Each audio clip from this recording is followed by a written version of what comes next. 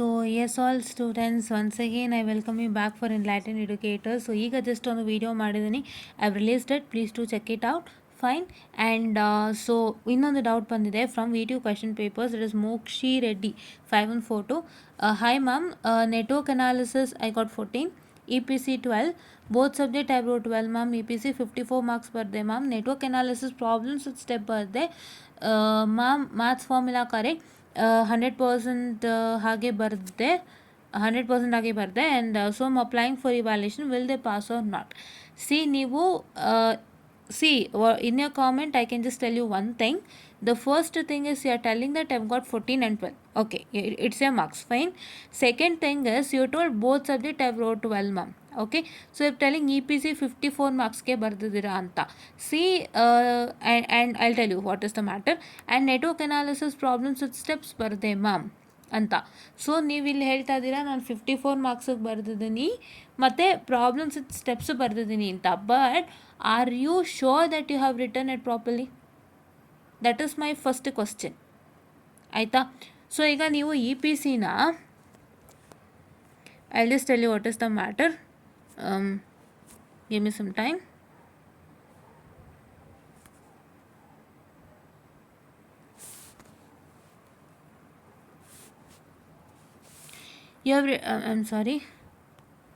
You have return it for 54 marks ಅಂತ ಹೇಳ್ತಿದ್ದೀರಾ E P C, ಹೌದಾ?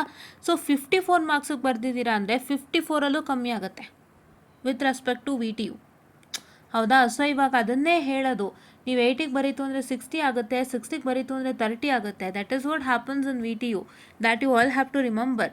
ಏನಕ್ಕೆ ಅಂತ ಹೇಳಿದ್ರೆ ನೀವು 54 ಮಾರ್ಕ್ಸಿಗೆ ಬರೆದಿದ್ದೀರಾ, have you return properly for 54 marks? ಕರೆಕ್ಟಾಗಿ 54 ಮಾರ್ಕ್ಸ್ನು ಸ್ಯಾಟಿಸ್ಫೈ ಮಾಡಿದ್ದೀರಾ? You are telling that you have return it 12. Okay, good. ನೀವು 54 ಮಾರ್ಕ್ಸಿಗೆ ಬರೆದಿದ್ದೀರಾ, ಒಪ್ಕೋತೀನಿ. ನೀವು ನೆಟ್ವರ್ಕು ಪ್ರಾಬ್ಲಮ್ಸ್ ವಿತ್ ಸ್ಟೆಪ್ಸ್ ಏನು ಹೇಳಿದ್ದೀರಾ ನೆಟ್ವರ್ಕಿಗೆ? ಟೋಲ್ಡ್ ಪ್ರಾಬ್ಲಮ್ ವಿತ್ ಸ್ಟೆಪ್ಸ್ ಬರದೆ ಮ್ಯಾಮ್ ಅಂತಲೂ ಹೇಳಿದ್ದೀರಾ, ಹೌದಾ? Okay, so problem with steps ಬರೆದಿದ್ದೀರಾ. But do have a confidence that your steps are proper, right? ಯಾಕಂದರೆ ನೀವು ಕಾನ್ಫಿಡೆಂಟಾಗಿ ರಿವ್ಯಾಲ್ಯೂಷನ್ಗೆ ಅಪ್ಲೈ ಮಾಡಿದ್ಮೇಲೆ so then you should don't have a fear, right? ಇವಾಗ ನೀವು ಏನು ಹೇಳ್ತಿದ್ದೀರಾ, 54 ಮಾರ್ಕ್ಸ್ ಬಂದಿದೆ ಅಂತಲೂ ಹೇಳ್ತಿದ್ದೀರಾ, ನೆಟ್ವರ್ಕ್ ಪ್ರಾಬ್ಲಮ್ ವಿತ್ ಸ್ಟೆಪ್ಸ್ ಬರ್ದೆ ಅಂತಲೂ ಹೇಳ್ತಿದ್ದೀರಾ. You are telling that I'm applying for revaluation ಅಂತ, along with you are telling that they pass or not ma'am ಅಂತ. ಸೊ ನಿಮಗೆ ಪಾಸ್ ಮಾಡ್ತಾರೋ ಇಲ್ವೋ ಅನ್ನೋದು ಎಲ್ಲೋ ಒಂದು ಭಯ ಇದೆ. So that is what I tell. ಅದಕ್ಕೆ ಹೇಳ್ತಾ ಇರೋದು, ಏನಾಗುತ್ತೆ ಗೊತ್ತಾ, ನೀವು ಕರೆಕ್ಟಾಗಿ ನೀವು ಫಿಲ್ ಮಾಡಿದ್ರೆ ಅದೇ ಮೇನ್ ಪ್ರಾಬ್ಲಮ್ಮು. ನೀವು ಕರೆಕ್ಟಾಗಿ ಯಾವತ್ತೂ ಬರೆಯೋ ಹಾಗೆ ಇಲ್ಲ. ಕರೆಕ್ಟಾಗಿ ಬರೆಯೋ ಹಾಗಿಲ್ಲ ಅಂದರೆ ಏನು? ಇವಾಗ ಫಾರ್ ಎಕ್ಸಾಂಪಲ್, ಇವಾಗ ನೀವು 2 ಮಾಡ್ಯೂಲ್ ಓದ್ಬಿಟ್ಟು 40ಗೆ ಬರೆಯೋದು ಆ್ಯಂಡ್ 1.5 ಮಾಡ್ಯೂಲ್ ಓದ್ಬಿಟ್ಟು ಕರೆಕ್ಟಾಗಿ ಪಾಸಿಗೆ ಬರೆಯೋದು, ಈ ಥರ ಮಾಡಬೇಡಿ. This is what you should not do. And ಇದು ಸ್ವಲ್ಪ ಇದರಲ್ಲೇ ಇದೆ ಅಂತ ನಾನು ಹೇಳೋದಕ್ಕೆ ಇಷ್ಟಪಡ್ತೀನಿ, ಹೌದಾ? ಸೊ ಹಾಗಾಗಿ ಅವರು 54 ಮಾರ್ಕ್ಸ್ನಲ್ಲಿ ಏನು ಮಾಡಿದ್ದಾರೆ ಅಂದರೆ ತುಂಬ ಹುಡುಕಾಡಿ ನಿಮ್ಮ ಮಿಸ್ಟೇಕ್ಸ್ನೆಲ್ಲ ತೆಗೆದು ಅವರು 14 ಮಾಡಿದ್ದಾರೆ, ಹೌದಾ? With respect to E P C they have done it as 14, ಹೌದಾ? ಆ್ಯಂಡ್ ನಿಮ್ಮ ನೆಟ್ವರ್ಕ್ ಅನಾಲಿಸಿಸ್ ನೋಡೋದಾದರೆ 12, ಇ ಪಿ ಸಿ 12 ಮಾಡಿದ್ದಾರೆ, ಅದಕ್ಕೆ ಇ ಪಿ ಸಿ ಅವರು 12 ಮಾಡಿದ್ದಾರೆ. ಆ್ಯಂಡ್ ನೆಟ್ವರ್ಕ್ ಅನಾಲಿಸಿಸ್ ಬಂದು ನಿಮಗೆ 14 ಅಂತ ಹೇಳ್ತಾ ಇದ್ದೀರಾ.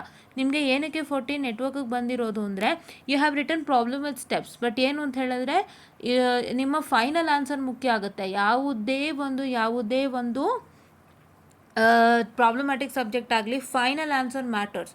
ನನಗಿನ್ನ ತುಂಬ ಜನ ಹೇಳಿದ್ದಾರೆ, ಸೊ ನಾನು ರೀಸೆಂಟಾಗಿ ಮ್ಯಾಟ್ರ್ಗಳನ್ನೆಲ್ಲ ತಿಳ್ಕೊಂಡಿದ್ದೀನಿ. So final answer is your main thing that you have to satisfy. ಏನು ಗೊತ್ತಾ, ಸೊ ನೀವು ಸ್ಟೆಪ್ಸ್ ಎಲ್ಲ ಬರೆದಿದ್ದೀರಾ ಅಂತಂದರೆ ಅವ್ರು ಡೆಲ್ check with each and every steps whether you have return it proper or not ಅಂತ.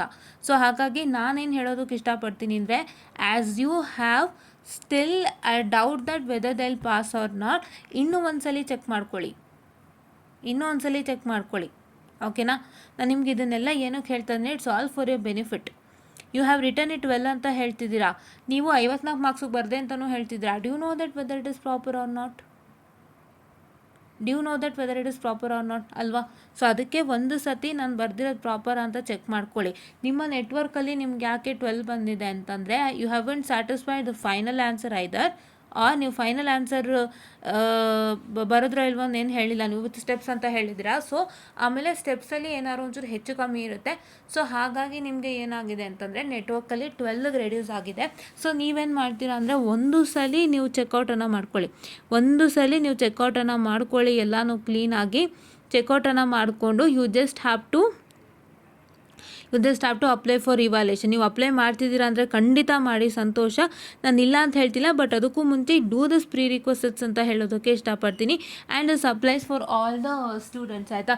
ಎಷ್ಟೋ ಜನ ಹೇಳ್ತಾರೆ, ಮ್ಯಾಮ್ ನಾನು 54 ಮಾರ್ಕ್ಸಿಗೆ ಬರ್ದಿದ್ದೆ, 60ಕ್ಕೆ ಬರ್ದಿದ್ದೆ, ಹಾಗೆ ಹಿಂಗೆ ಅಂತ ಹೇಳ್ತೀರಾ. ಬಟ್ ನೀವು 60ಕ್ಕೆ ಬರ್ದಿರ್ತೀರಾ, ಬಟ್ ಅಲ್ಲಿ ನೀವು ಏನು ಪ್ರಾಪರಾಗಿ ಬರ್ದಿರ್ತೀರೋ ಅಲ್ವಾ ನಿಮಗೆ ಗೊತ್ತಿಲ್ಲಲ್ಲ. ಅವ್ರು ಅದನ್ನೆಲ್ಲ ಚೆಕ್ ಮಾಡಿ ಮಾರ್ಕ್ಸ್ನ ಕಡಿತ ಮಾಡಿರ್ತಾರೆ. ನಮ್ಗೆ ಅದಕ್ಕೆ ನಾನು ತುಂಬ ಸತಿ ನೋಡಿದ್ದೀನಿ, 60 ವಿಲ್ ಬಿಕಮ್ 30, 60 ಇರುತ್ತೆ, ನೀವು 60ಗೆ ಬರೆದಿತ್ತು ಅಂದರೆ ಅದರಲ್ಲೇ ಅವ್ರು ಫಿಲ್ಟರ್ ಮಾಡಿ ಒಂದಿಷ್ಟು ಕಮ್ಮಿ ಮಾಡಿಬಿಟ್ಟು ಅದಕ್ಕೆ ಅರ್ಧ ಕೊಡ್ತಾರೆ ಅವರು. ಏನಕ್ಕೆ? You haven't return properly, you haven't satisfied. So ಆ ಥರ ಎಲ್ಲ ಆಗೋದ್ರಿಂದ ಇನ್ನೊಮ್ಮೆ ಚೆಕ್ ಮಾಡಿ please, it's my humble request. ಇನ್ನೊಮ್ಮೆ ಚೆಕ್ ಮಾಡಿಬಿಟ್ಟು you just make sure that your network analysis step should be proper. ನಿಮ್ಮ ನೆಟ್ವರ್ಕ್ ಅನಾಲಿಸಿಸ್ ಸ್ಟೆಪ್ಸ್ ಎಲ್ಲ ಪ್ರಾಪರ್ ಆಗಿರಬೇಕು, ಅದು ಚೆಕ್ಔಟ್ ಮಾಡ್ಕೊಳ್ಳಿ first. With respect to mesh and node, I have already told you, mesh analysis sign convention ಚೆಕ್ಔಟನ್ನು ಮಾಡಿ whether it is proper or not ಅಂತ. And nodal analysis ಅಷ್ಟೇ, you need to make sure that you are going to check with KCL whether it is proper, fine.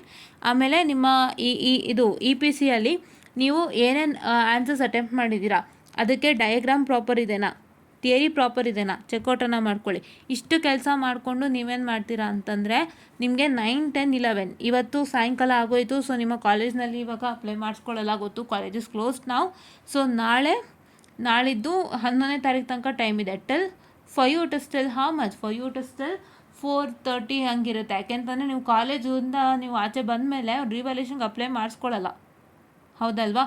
So ಹಾಗಾಗಿ I just suggest you have tomorrow and day after tomorrow and 11th.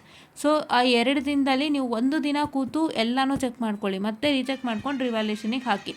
Okay, this is what is you have to do ಅಂತ ಹೇಳ್ತಾ. So this applies for all the students who says like this that I have written for this much and that much, but once ನಿಮಗೆ ಚೆಕ್ಔಟನ್ನು ಮಾಡಿಕೊಂಡು move on ಮಾಡಿ ಅಂತ ಅಷ್ಟೇ. So this is what is for another doubt clearing sessions, and thank you.